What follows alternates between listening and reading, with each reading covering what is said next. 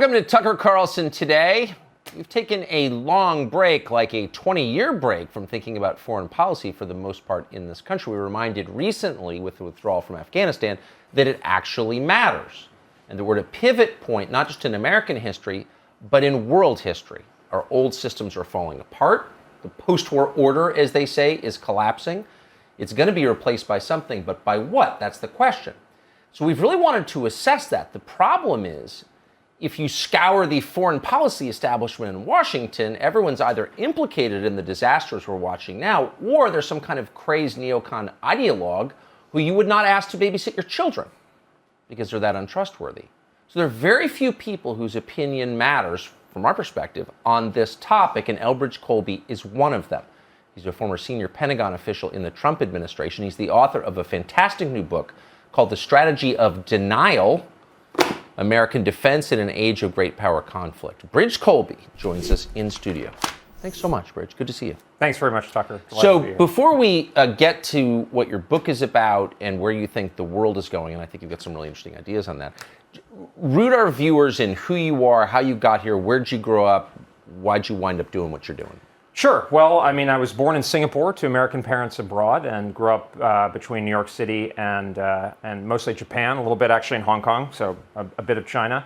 And then I've been working in... You can read Japanese, I noticed. a tiny bit. There was something on the wall here written in Japanese, and you just translated it. Shadows of knowledge. I was impressed. My family will laugh, get a kick out of that. I was not the best Japanese student. But yeah, then I've been working in kind of the national security area for the last 20 years. I entered D.C. As a very junior guy right around the time of the Iraq fever before the war. And I'd say that kind of set me in one direction because I was not a fan. I mean, my opinion didn't matter at all at that time, to the extent it does now. But and that sort of set me off. I served for a few years in the government then before going to law school. Wait. Let me just say, I'm reading your bio in the book. Now, I should tell our viewers I know you and have known you for a long time, and I'm a fan. But I'm reading your bio here at the back of your book. Elbridge A. Colby is co-founder and principal of the Marathon Initiative. He served as Deputy Assistant Secretary of Defense for Strategy under Trump, et cetera. That's it. You are the only person I have ever met, maybe the only person in American history who went to Harvard and doesn't note it in his bio. Well, I'm in this kind of context, I'm not sure it's something that really matters. I mean, hopefully people will take the... But you're the only one who thinks that! Well, yeah. I mean, look, I think one of the things with this book that I was trying to do is just make the argument out there and not sort of try to rely on whatever experience I might have or anything like that. I should also say, I'm sure you'll hate that I'm saying this and it'll embarrass you, but your grandfather also was William Colby, who ran the CIA very famously. You don't mention that either. So you seem to have an instinctive, this is my psychoanalysis here, an instinctive distrust or dismissal of the credentials that everyone else in D.C. thinks are essential. I think, yeah. I mean, look, our elite has not done very well, and I think you've been incredibly eloquent in pointing that out, but we need a better elite. I mean, I think we're going to have an elite of some kind, but that elite should be justified based on good arguments that relate to the interests of the American people in a tactile and kind of concrete way, and that's how I hope people will judge my book, not where I've been or who I've talked to or who I've worked for. I love that. Okay, so I interrupted you like 5 times, and I will stop now, but I just want to be very clear with the audience. This is the only person you will ever meet who went to Harvard and doesn't want you to know it. Amazing. Anyway, so you come to Washington. What year did you get to D.C.? 2002. So the war on terror was a year old at that point. Right. But I mean, it was really, by that point, it was really the fervor of the Iraq war, the Iraq invasion preparations coming up. That was, by that point, Afghanistan had kind of died down. And it was really, I mean, again, having a sort of a bleacher view. I started at the State Department in a kind of marginal role, but I had a chance to watch it. And, I kind of came in, I mean, some views I'd already had, obviously a lot have developed over the years, but I really had a sense that, I mean, we can't transform the world. It's not what we need to do. We're gonna waste our power if we do so. And that was really imprinted on me by that experience and thereafter. Was it clear then, even so we went into Iraq, I think, in March of 2003. Right. So did you know anyone in Washington in 2002, you just arrived, but who thought maybe this was an unwise idea that would reduce American power? That was one of the really lonely things, Tucker, or I mean, I guess, sort of strange things, was I always felt like I was sort of a conservative. I mean, I have strong views on a range of things. This is a book that I think hopefully will appeal to, conservatives, liberals, whatever, independents. But I mean, it was strange to be under a notionally conservative administration that sounded like, in some ways, hawkish liberals. I mean, almost like Robespierre, if we don't transform the world, we're not going to be safe at home, which is sort of like the antithesis of what, even just kind of conventional Burkean thinking. So like it was Robespierre. I thought you were going to say Woodrow Wilson, but you went all the way. Sorry, all right. Yeah, Woodrow Wilson too. But I think, it was odd. I mean, there were a few. I mean, Brent Scowcroft, to his credit, spoke up. Yes. There was a great scholar and journalist who, I used to say if half of his stories were true, he would have lived the most remarkable life. Arnaud de Bourgraff, he spoke up against it. Bill Odom, who was a retired Army officer, also kind of had like unorthodox thinkers, but with a realistic sense of the world. But it was pretty small, and it took a long time for that to change. Certainly, even in the Republican Party, as you know. So then, life takes its turns. 18 years pass. You wind up at the Pentagon. What were you doing there? So I was the Deputy Assistant Secretary for Strategy and Force Development. In effect, I fell into the job where my role where my job was to lead the national defense strategy. So basically for the 20 years before that, the Pentagon had produced these kind of bureaucratic exercises called quadrennial defense reviews. They were notionally supposed to be strategy documents, but it usually tended to be kind of bureaucratic log rolling.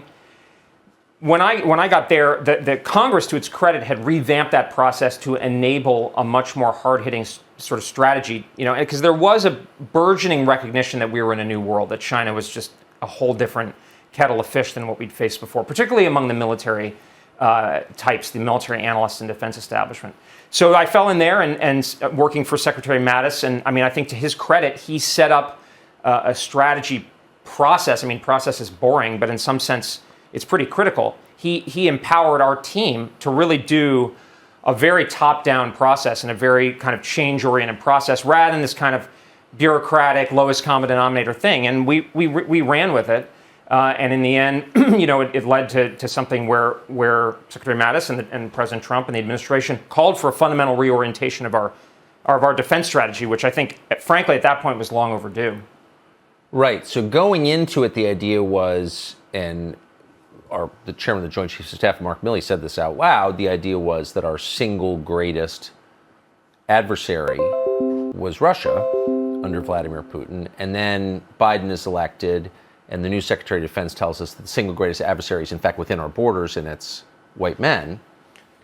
What was your assessment, having run the assessment, of what our greatest threat is? Oh, it's clearly China. I mean, China, people don't really appreciate this. I mean, I think of it as like a Jupiter in a solar system.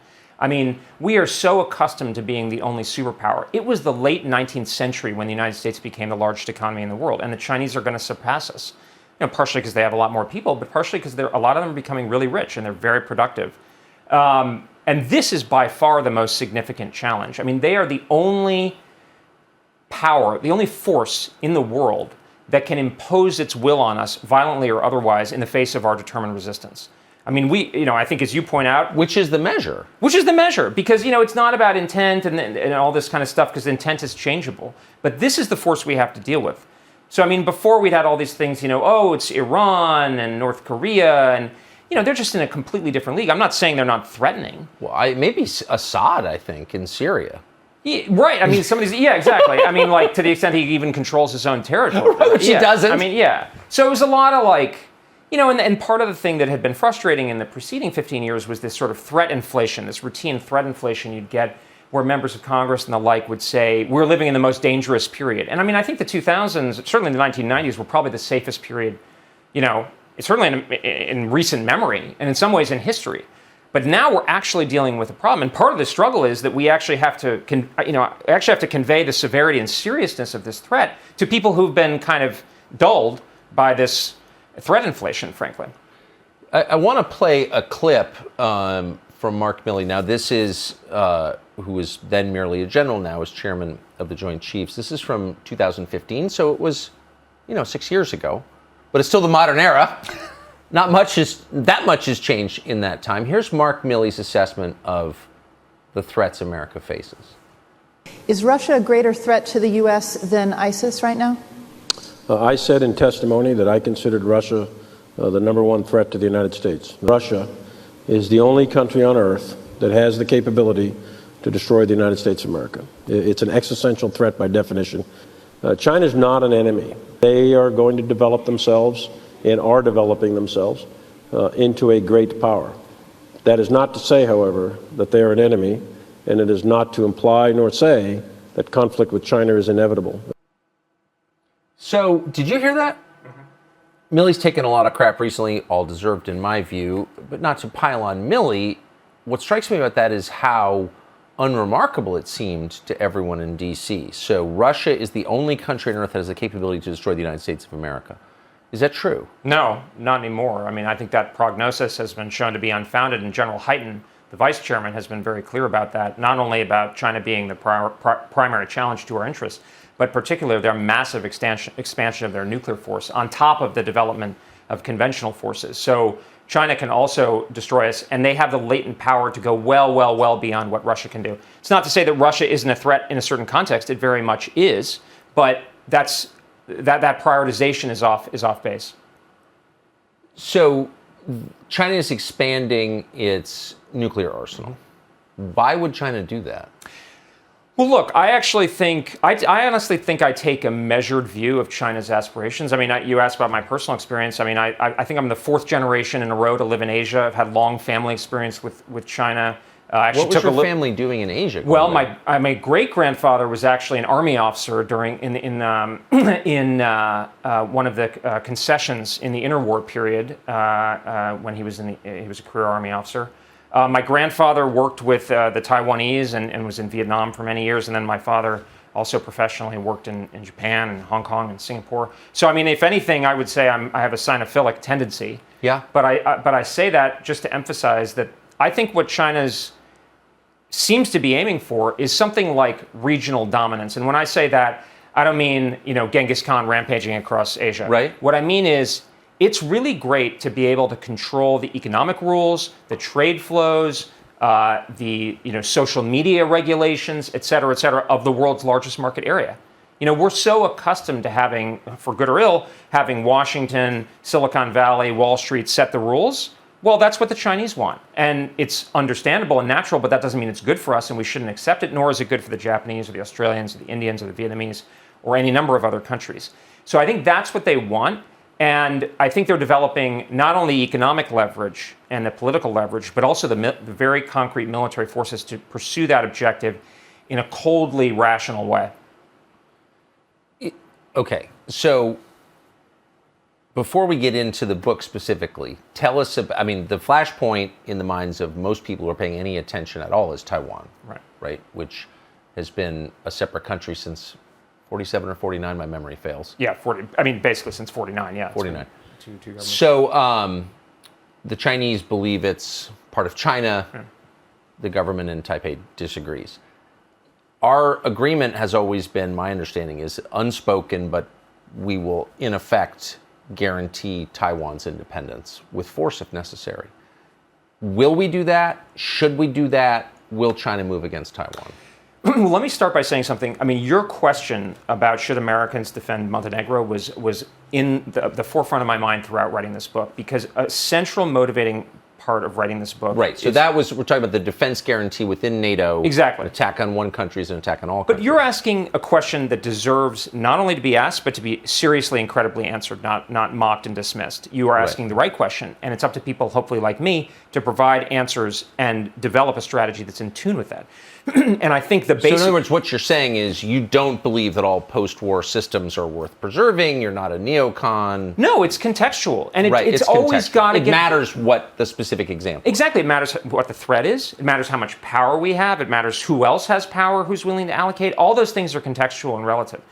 The fundamental, orienting sort of root of everything, though, should be, is this in American people's interest? Henry Kissinger has a funny quote. He says, only in America is it an epithet to be called a realist. Well, by the same token, I think only in America is it considered an epithet to be saying we're going to do this in American citizens' interests. Even Germans and Japanese aren't shy about saying that kind of thing. Why are we? So, but what's the point of having a government except to act on behalf of the people who pay for it and whom it represents, right? Right, it's in the Constitution, right? Right. So, okay, that's the orienting point. But and certainly you don't believe this, and I'm not suggesting you do, but that doesn't mean that you take the narrowest possible conception, right? That means, well, let's think about the American people's interests over time and in an enlightened way. I mean, we shouldn't get taken for a ride, but it doesn't mean always zero-sum thinking, but we are going to think about the optimal outcome. I mean, to take an historical example, my instinct is not to get into wars, but I think if we look back and we look at the interwar period, it would have been better if we had had a more robust engagement in Europe in the 1930s. Because if Hitler had seen that he wouldn't get away with the Rhineland, maybe we would have avoided World War II altogether, and we would have ended up spending not only a lot less money, but a lot fewer Americans would have died. So that's in our interest, right? So it's kind of like a trade, you know? And so that's kind of how I approach it. And Taiwan is like the raggedy edge, right? And I think the question of whether we should defend Taiwan is an absolutely critical and valid question. My answer is that I think we should defend it, but a big central part of this book is to make sure that we are able to defend Taiwan in a way that's consistent with what we are prepared to risk and cost for that venture. The reason Taiwan is important is for two points. One is, MacArthur called it the unsinkable aircraft carrier. It's right in the middle of what's called the first island chain. And the core of what I think of as an anti-hegemonic coalition. Basically a balancing group of states to keep China in check, not to dominate China, not to embarrass China, but to keep China in check and make sure they respect our interests, is a bunch of countries that are largely located in the Western Pacific.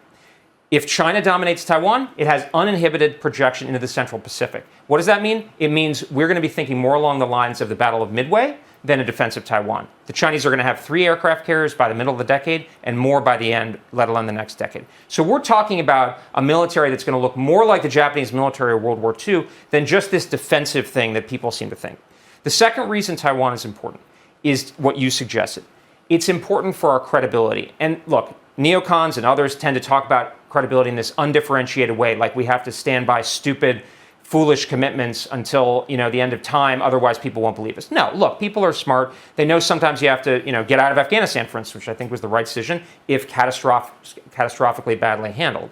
But if we pull back from Taiwan, where we basically are committed, I mean, we have an ambiguous commitment, but essentially it's regarded by the people who matter, the decision makers in Asia, as the canary in the coal mine. If we pull back from that, an archipelago in the Western Pacific under the darkening shadow of Chinese military power, well, what is the Philippines? Archipelago in the Western Pacific under the darkening shadow of Chinese military going to think? Well, or Indonesia, or Japan. And at a certain point, the Chinese don't need to conquer every country in Asia to become dominant. They just need to show that this coalition we need to muster and sustain is hollow. And that might only take a few. And in a way, it's almost like the market. You can have a run on the market if you have a couple of critical collapses. That's right. So let me just push back or press forward a little bit on that. So the counter argument would be, well, we didn't allow missiles in Cuba. We didn't control Cuba, but it's 90 miles from Key West, so we're not putting up with that. We're the dominant power in our hemisphere. It's our region. Mm-hmm. And so we have a right, some kind of moral right, to control what happens in our neighborhood. That would be the argument. So, why shouldn't China control what happens in Taiwan?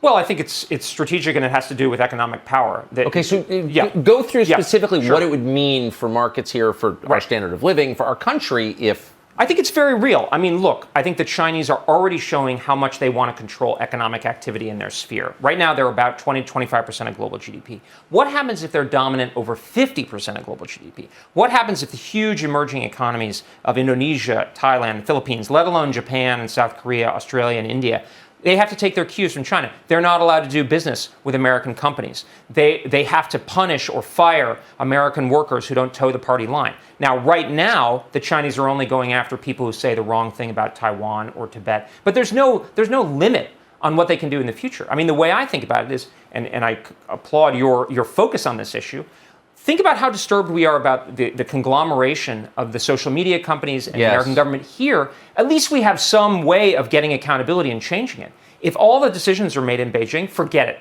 We're toast. So in a sense, and actually this, honestly... What kinds of decisions? Well, specific. I mean, I think major American manufacturers, major American social media companies, major American publishers. Think about Fox News. Will Fox News allowed to take a tough line on China to push back on Chinese pressure and sort of dominance of American life? Will American workers, will their fates be determined by Chinese regulations? Will they have to pay essentially indirect and even maybe direct taxes to the Chinese system? This is, I think, the future that we're basically looking at if we don't push back. Interesting. So there's really, at this stage of global economic development, there's really no way to just say, all right, you have Asia, we'll take Canada, Mexico, and Bolivia and call it a day. Because we're the only major player in the Western Hemisphere. The others Right. are kind of bit players in the grand scheme of things. I mean, I think they might add maybe 5, max 7, 10% to global GDP. So we're less than a third. And I mean, it's pretty simple arithmetic, but that's what matters. The other thing I'd point out is actually, I think this is a really deeply rooted insight in American history. I mean, if you go back to Washington's farewell address, he's saying don't get involved, but he's saying it from a kind of prudential point of view. He's saying, look, let's advance our interests. There's a reason that we've been engaged in Asia from at least the 1850s, if not earlier. I mean, we opened Japan with the black ships. We insisted on an open door to China. And the reason has always been we can't afford to be excluded from the world's largest growing market. And I think that's, ultimately it comes down to dollars and cents in people's pocketbooks. And I don't want that to be determined in Beijing. I want us to have the autonomy to settle our own affairs. I think that's you make a compelling argument. We're too far in to pull back, maybe, is what you're saying. That too, yeah. So I wonder if the United States has the power, military power, among other forms of power, to stop China from taking Taiwan. I think we do, especially alongside others. So we can't do this alone, not only because we're roughly the same amount of power as China, but we're talking about the decisions being made over there in the Western Pacific. Japan isn't in the Central Pacific or right off of San Diego, right? It happens to be over there. So that's where the decisive theater is. If we focus more, we can do it. And if we get other countries to come along, and finally, kicking and screaming, they're coming. The Japanese, the Australians deserve a lot of credit. The other thing about Taiwan is that, and this is a big part of what I try to focus on in the book, is if we have the right military strategy. Look, we don't need to really decisively defeat China. We don't need to dismember China. We don't need to even get them to formally surrender. All we need to do is defeat the invasion and relieve the blockade enough for the Taiwanese to keep holding on. And at the end of the day, I don't think they want to live under Xi Jinping's boot. It's just getting worse on the mainland. You see what happened in Hong Kong. What right-thinking person would ever want to live under that system? And the British held out, right? I mean, in 1940, that's the kind of model. We can do better. We can aim higher than that. But I mean, this is also our wheelhouse. I mean, one thing that the last 20 years has shown again is, look, the American military, our real wheelhouse, their real wheelhouse, I should say, is maritime and aerospace high technology power. I mean, we won the Battle of Midway against an even, if not superior, Japanese fleet. Our ground armies took a long time to get up to speed on the Germans. It's not our sweet spot to get in land wars in Asia. There's a reason, and it's right, that people who want to get in land wars in Asia should have their heads examined. This is about sinking ships and shooting down aircraft and shooting at satellites and stuff. This is something we know how to do well. We're the best of the best of the best. So I think it's within our power to do it well, and I think we can do it in a way that it would be reasonable for the American people to support it. What would it look like, do you think? So China moves against Taiwan. What does that mean? Yeah, well, I think, there's a tendency to think, well, the Chinese will go for the least provocative strategy. They'll do something what people often call like the gray zone or something like that, or they'll put political pressure. The problem is they're basically already doing this, and it's not going to convince. You can't hoodwink resolute, freedom-loving people out of their independence, right? I mean, okay, so let's say they take one of these tiny offshore islands that Taiwan still holds off the mainland of China. The Taiwanese people will be like, well, okay, all the more reason not to give up, So really what that means, I think, is that the Chinese are likely to go big. It's a go big or go home, because if they can wrap up the fight fairly cleanly and then present a new reality to the Americans and others like the Japanese and say, you can try, but you're probably going to fail, and it's going to be horribly costly and risky, I think it's possible we might back down. And so that's what we don't want to allow. It's this fait accompli. So when you say they go big, I think it's an invasion. Bomb Taipei? Yeah. I think more. I think it's bombardment designed to enable an invasion, like what the Germans were planning in 1940. When was the last time we saw? I mean, it's been 80 years since a modern city has been bombarded. Well, I mean, I'm not sure the Chinese would have to do heavy bombardment of Taipei itself, because I think they would be going after a military objective. I mean, I think Iraq 2003. I mean, in a sense, it's actually a pretty good analogy. I think it was a mistake, but I mean, the analogy holds, which is we actually didn't want to annex Iraq. Even Bush didn't want to. He wanted to force them to do what he wanted. The plan was to go in, set up a new government, and then get out. but he felt that he needed to invade them to get that goal. I think it's actually similar with Taiwan, although the Chinese do want to annex it. They're not going to get him to give up something even more valuable than Saddam's WMD. And so they're going to launch ships, aircraft across the Taiwan Strait and invade and they're really well prepared. They're exercising to do it. And at the same time, they'll probably mount a blockade. They'll probably attack American and Japanese forces at the same time, TBD on that. But it's extremely formidable. And we've become so accustomed to American maritime dominance. This sort of thing sounds strange, but it's only because we're the only ones who do it. I mean, we did it in Iraq in 1990. We did it in Incheon in 1950 as well. That was a long time ago. But, I mean, we've been sailing all across the seas with impunity, invading people when we want to, launching airstrikes. And the Chinese are building a military specifically to do that. So let's say that happens on Wednesday. I mean, we don't know. Would the U.S. have warning of it? Do we have sufficient intelligence to see that coming? I don't know. I mean, one of the things is that people are fairly confident they could see like the loading of the ships and stuff, but I think the Chinese know that. And there are strategies to lull an attuned defender into a kind of laxity or lassitude. I mean, if you go back to the 1973 war, when Egypt and Syria invaded Israel, the Egyptians in particular deliberately lulled the cry wolf, the Israelis, into a false sense of security. And our CIA was also surprised. So I think this could be what they're doing. They're doing a lot of exercises. They're also using technically non-naval ships to do some kinds of military functions. So I'm not sure what the warning would be. And I think the Chinese are aware. So they're incentivized to bring it down to as little as possible and to make it as ambiguous as possible. Yeah. We did miss the Yom Kippur War, Yeah. and we missed the Tet Offensive, and both were on religious... And we missed the Afghanistan. Well, that's right. I mean, right. Like 20 minutes ago. Yeah. Yes. So, okay, so let's say that happens, and all of a sudden there are troops clambering onto the shores of Formosa. What's our response? What do we do? Well, I think we need to be as ready as possible. What would we do if it happened under Joe Biden, do you believe? Well, here's what I'd say about Joe Biden, President Biden. I think that he has really staked his credibility on Taiwan in a way that's good but almost worrying. I mean, his administration has said a number of things over the last 8 months that actually even strengthens our entanglement with Taiwan. Now, I'm positive about that, but it hasn't necessarily been accompanied by a robust military effort to really get in the near term to make sure we're covered down. And that actually paradoxically can increase China's incentives. Because the big prize is not Taiwan. The big prize is puncturing the perception of American strength and resolve. Course. And I mean, I don't know. I mean, I hope that President Biden would make the right decision. I hope that American political leaders would put all necessary pressure to put that on him. But it have to be done in the right way and have to be fast. That's the thing.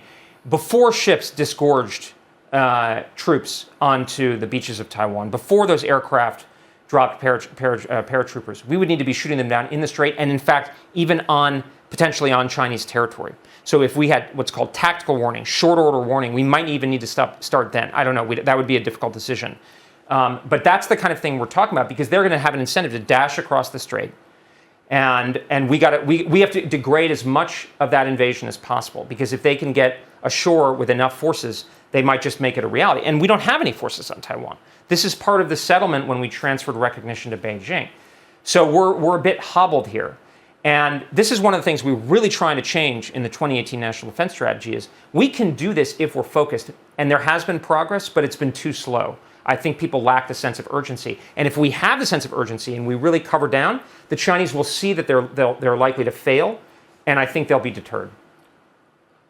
You got to wonder why it would remain, in the Straits of Taiwan. Like, why wouldn't the Chinese shut our internet down or launch an EMP attack or just totally destroy the American economy, bring planes out of the sky by disabling air traffic control, et cetera? I mean, you've got to assume they have pretty much dominance over the digital world, no?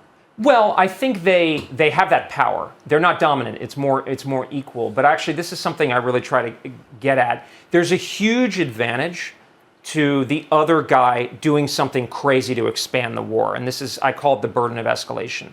A critical part of this is we want to try to win that local war to the low standard I laid out, because the first guy who starts blowing up hospitals, who starts bringing down civilian jetliners, who shuts down everybody's internet and kills people in hospitals, that side is going to receive the opprobrium of the world and maybe intervention, and more importantly is going to catalyze what Clausewitz, my sort of sage here, behind, is called the flashing sword of vengeance, which is basically think FDR on December 8th. In a sense, what we don't want is China to be able to take a series of short, sharp wars and radically alter the balance of power in Asia to our disfavor. We want to force them to be in a position where they actually have to do what you're saying in order to achieve their local objectives, because then they're much more likely to be deterred, because we saw what happened with the Japanese. On December 6, 1941, very few Americans were interested in getting in the war in the Pacific. And even fewer were interested in waging the type of war that proved to be necessary to defeat Japan. Now, if the Japanese had just attacked, say, the Dutch East Indies or British Malaya and left our people alone, would the American people have really been into it? I don't think so. Or certainly not to the degree necessary. But instead, the Japanese bombed Pearl Harbor, they did Corregidor, the Bataan Death March, they bayoneted nurses in Hong Kong, et cetera, and then we got really, really angry. Well, that's why Roosevelt allowed it, right? He clearly did. But whatever. Okay. I'm not going to relitigate the war. But no, you make a very, in an inarguable point. But it sounds, I guess the point I'm attempting to brush up against is this could potentially become like an actual war with China. Yeah, for sure. And a big one. And it could go nuclear. And that's the reality. But the thing about that, holy smokes! Yeah, but the thing about that is, and I think President Biden in his speech at the UN General Assembly today, he kind of exhibited the wrong way of looking at this, right? Which is, yeah, we both have nuclear weapons. We both can hurt each other. But the side that is too worried, too afraid of that, will have an immense disadvantage, right? If the other side, if China's basically willing to risk a nuclear war and has a lot of other options to do it, it can push us around. And then our lives are going to get a lot worse, even if we don't get in a nuclear war. But the reality is both of us have the most profound incentive in not getting to that point, because they can hurt us, but I assure you, we can hurt them too. So they don't, and look, they might want to project strength and they can have a lot of people, be lost and that sort of thing. But a lot of that is a bluff. A lot of that is, some of it's real, but some of it's also they want to project strength. They have real vulnerabilities. But the key is the guy who starts that process is really in a bad situation. That's why it's so critical for us to sink that fleet and shoot down that air armada. Because if we do that, then China's sitting back like Germany in 1940, and they're saying, well, I'm really strong, and I want to take care of this Taiwan thing, but I don't have the local military power to do it. I guess I could, blow up an American shipping liner in the Indian Ocean, or I can take down the American internet system. But then they're just going to be really, really angry because it's going to seem really, really unreasonable. And I'm going to catalyze that flashing sword of vengeance, and that's why we want. That's what we want them to have. American December of 1941 was basically a coherent country with a center, patriotism, a sense of duty. People flew the flag. These are cliches, but they're true. And you wonder, is America too disunified right now to think about prosecuting any kind of major war? Well, look, I'm really worried about America's future and what's going on in our country. I think you've drawn superb and important attention to these issues, which as an American really, really disturb me. But I will say, I was talking with a French journalist a couple months ago, and she said, well, Bill Maher says that you're a silly country, and all these Europeans think you're silly. And I said to her, well, look, we're a quarter of global GDP. We have the strongest military in the world. Most technological innovation is happening in our country, and we and the Chinese have by far the largest growth rate. So you've been thinking we're silly for about 250 years since Benjamin Franklin arrived. That's the reality. So I think, look, there are huge problems, but often, I think there are ones we can deal with. And my other grandfather, loathed President Roosevelt, wouldn't use a dime, because he was on it. Yeah, because of the New Deal and FDR. He's a conservative Republican on that side, and I think we had a lot of disunity then. You had the bonus army, and MacArthur clearing out in front of the Capitol. You had a lot of anarchist violence, the Red Scares of the post-World War I period. I don't know. To me, I feel like American history, it's not this clean, perfect, spotless sort of story of progress every way. It's a messy back and forth, and that's who we are. As you were saying, I think off camera earlier, the American spirit is we speak freely, and we choose our own, our own future and our own autonomy. And that involves a lot of chaos and discord. I mean, one other point about that is, yeah, there's a lot of divisiveness in American politics, but maybe divisiveness is positive in the sense that there was an interesting guy, I think he's an American academic who lives in Beijing, and he pointed out a couple months ago, he said, look, the Chinese system looks very placid from the outside, but that could hide an incredible brittleness. I mean, who's going to go up to Xi Jinping and say, hey, you're totally out of your mind. You're leading us down an alleyway, and we're all going to be, destroyed by it or set back by it. Whereas, here you speak up and you hold the president and the ascendant political elite to account.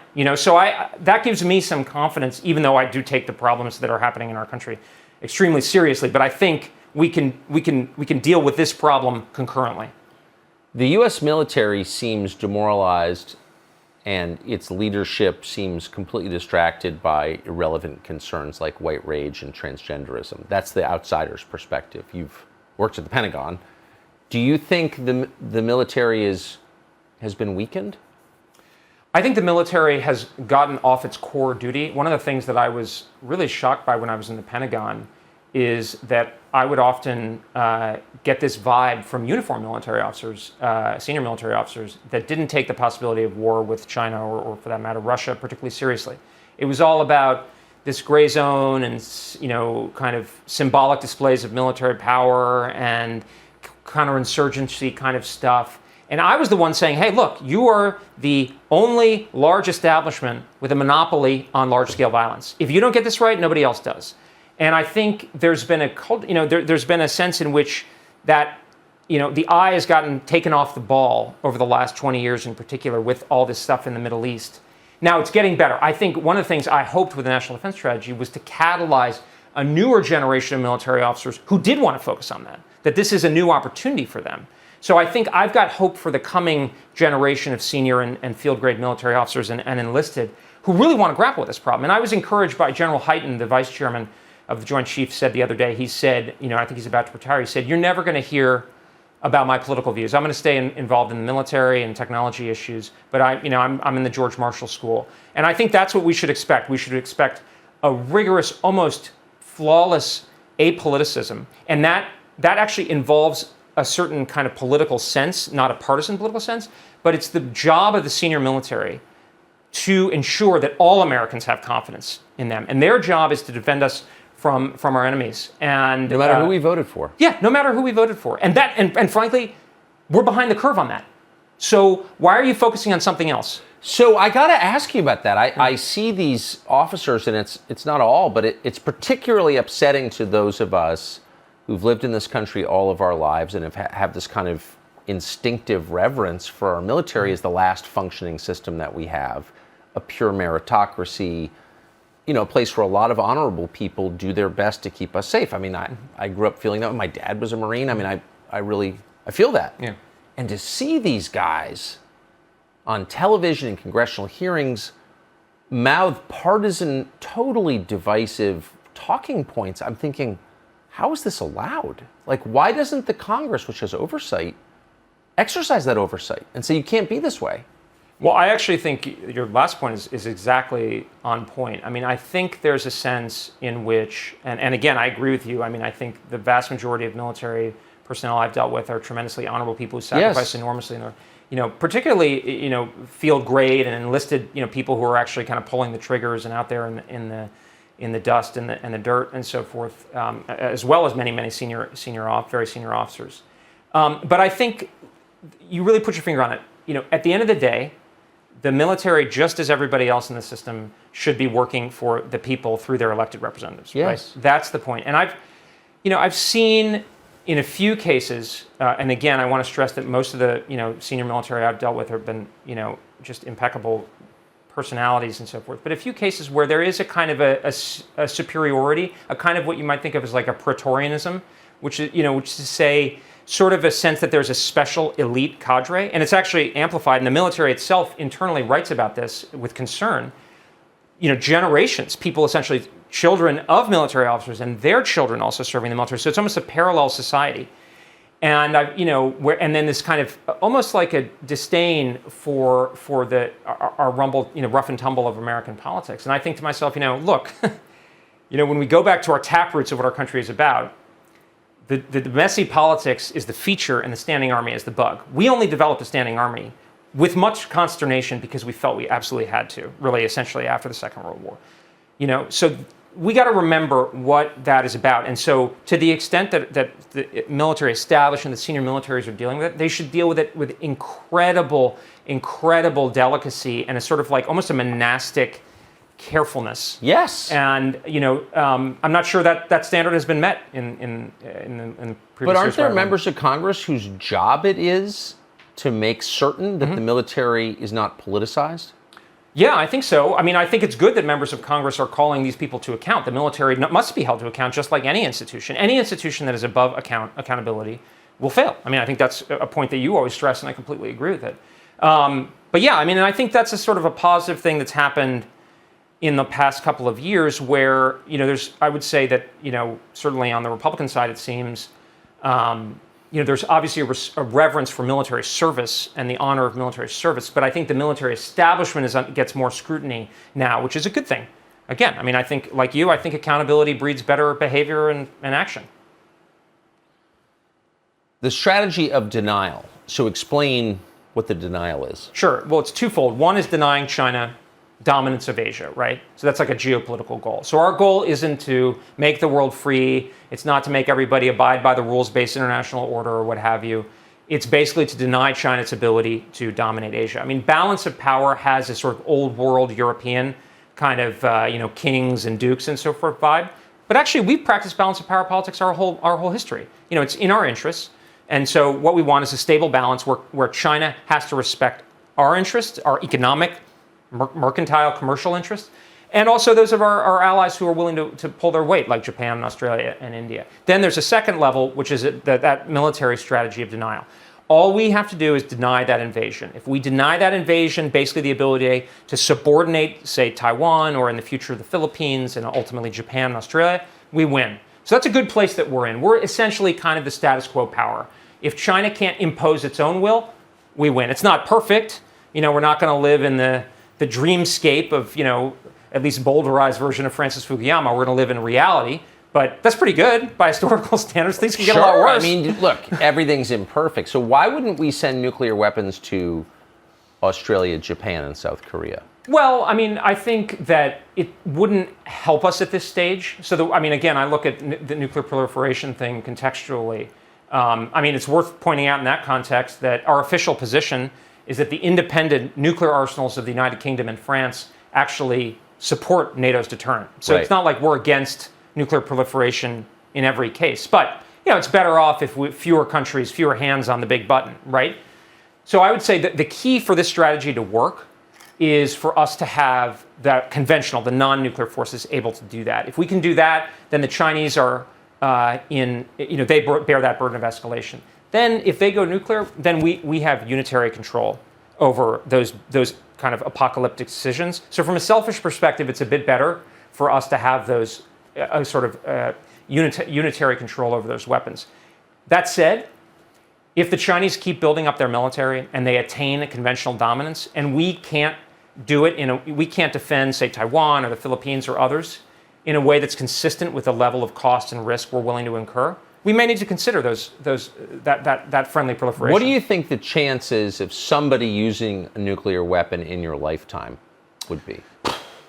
I mean, I hope it's pretty low. Like, I hope if we get this right, that the Chinese will see that that's not going to serve them. Because the thing is about China's predicament is they've got a lot of advantages. They're huge. They're right next to Taiwan, et cetera. But the problem is it's an island 100 miles off coast, and think of Taiwan as a proxy for the future of Philippines, Japan, South Korea. Okay, if they can't get that right, but if they try to go for it and they fail, that's really bad. It's bad internally because it'd be hugely embarrassing for the Communist Party and Xi Jinping personally. And they put themselves strategically in the worst possible position because they'll look really dangerous and menacing and mean and evil, but they'll also look resistible. The best thing that ever happened in NATO was Russia invading Ukraine because everybody says, oh, hey, I guess NATO has a point after all. We thought it was just a talking shop after 1991. Now I guess the Russians are actually afraid of it. So China doesn't want to be in that situation. I think a nuclear, in that context, they might use a nuclear weapon in a very symbolic way. I don't mean to be flip, but I mean that they could drop one over ocean or shoot it at a naval ship, for instance, to try to scare us. But I don't think we would back down in that situation. And I think they'll see that. So I'm hopeful that we never get into war. But I think in order to get into war, we need to be obsessed with it in the near term to prepare for it. This is slightly off topic, but I'm interested. So the only time nuclear weapons have ever been used against a population, of course, was in 2 cities in Japan in 1945. Modern nuclear weapons are more powerful. What kind of effect would a modern nuclear bomb have on an American population center? Well, it's interesting. Actually, our bombs are, in many respects, less powerful than they were because they're more accurate. So they're designed to often destroy specific targets. But they're still big bombs. I mean, the size of I think the Hiroshima bomb was like 10 kilotons, and there are, people say that maybe 50 times the size of that explosion is what could be created by modern nuclear weapons. So I think the consequences, if dropped in a sort of way designed to maximize the lethality of the blast, it could kill hundreds of thousands of Americans. It probably just in the blast, and then many more would die of the radioactive consequences. But I think that the point there is, if the Chinese were to attack an American city with a nuclear weapon, they would bring Armageddon down on their own heads. And I mean, I say what you will about the American people, but when sufficiently provoked, we are pretty mean. I mean, what we did to the Japanese was, somebody called it the most harrowing terror campaign in human history, or certainly in modern history. The firebombing. It was firebombing of 80 cities in Japan. Yeah. Now, we're a different country, but I think, in a way, the paradox of America is that we are, we think well, we think we're a moral actor, and so, I mean, everybody does to a certain extent, but I think we more than others. So if we think we're right, then we're really dangerous because we're exceptionally self-righteous. So I think if that happened, the American people better than I do, but my sense is people would not take that lying down. So in that context, the Chinese know what they would get in response, and I think they'd be prone to avoid it. How stable is China domestically? That's a big question. I mean, we've seen with this, the reports of this real estate company being in real trouble. I don't think we can know the future, right? I mean, I think there are people who say China's got clay feet, it's going to fall apart tomorrow, and there are people who say China's going to dominate the world or something. I don't know, but I think probably the future's somewhere in between. My tendency is to prepare for a China that continues growing at a pretty substantial rate, maybe not 7%, but maybe 3 to 4% faster than we're growing on a year-by-year basis. So, that's probable. But, China, in fact, I think the evidence to your point is the Chinese leadership is really worried about stability. I mean, if you look back at Chinese history over the last couple of centuries in particular, incredible chaos. The second worst war in human history was one probably most Americans haven't even heard of, the Taiping Rebellion in the mid-19th century. I think it was like 30 or 40 million people were killed, when the world was a lot smaller. That was internal chaos, and that explains a lot of what the Chinese are worried about. I think they still have more what's called people's armed police, so like domestic police, than they do in the military. So that's they are really worried about that. And it's a restive population. I mean, the Chinese people are, a stereotype, but I think not it's as fair. Obedient as they seem. Yeah, it's an assertive population. I mean, anyone who went to Hong Kong in the old days, I mean, it's not a population that takes things lying down, and in a sense that helps possibly explain why they have such an authoritarian government. It's traditionally been difficult to rule China. But I think we don't know. But we should be prepared for them to continue growing in strength. To what extent has our government and our culture been infiltrated by Chinese agents of influence? It seems pretty profound. Pretty significant. I mean, you could see the obvious effects in like the cancellation of that Red Dawn remake, and I think they did the same thing with Top Gun and the Taiwan badge. So those are only the most obvious. But I think the money that flows through parts of Wall Street and very influential people are significant. I mean, I think the American political system and other political systems are standing up to that influence.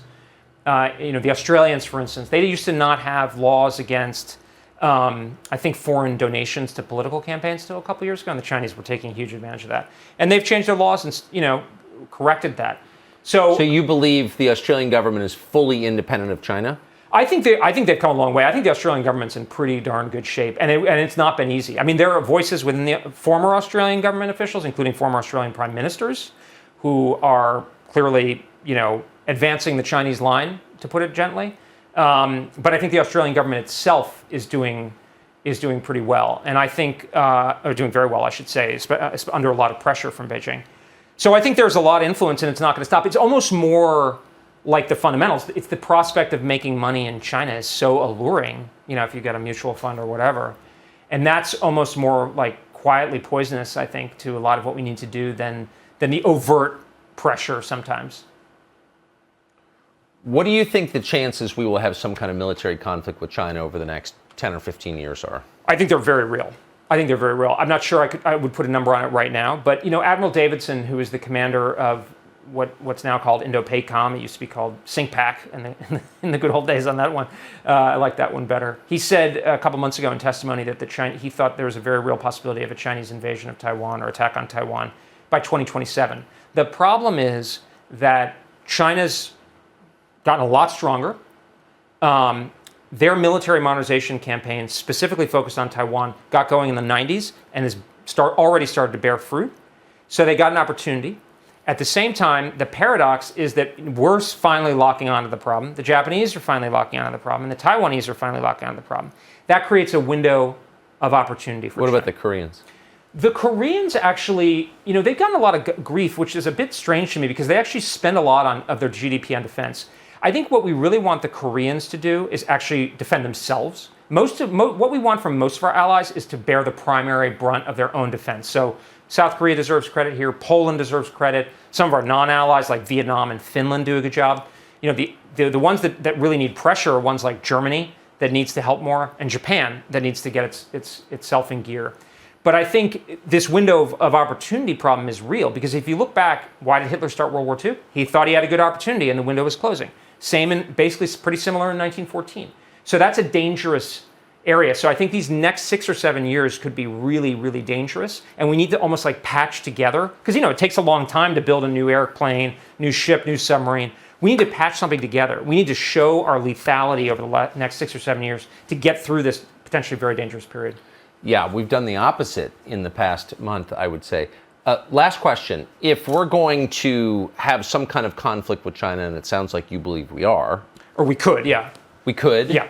But big picture, we're clearly moving towards some kind of conflict because the leadership of the world is up for grabs.